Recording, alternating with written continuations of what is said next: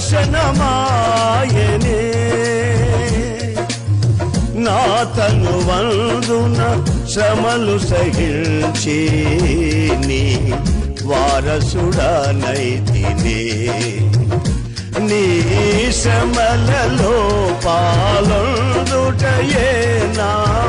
దర్శనమాయనే నా తనువందున శ్రమలు సహించి నీ వారసుడనైతినే ఆహా నా ధన్యత ఓ నా భాగ్యము ఏమని వివరించును ఏమని వివరించును ఆహా నా ధన్యత ఓ నా భాగ్యము ఏమని వివరించును ఏమని వివరించును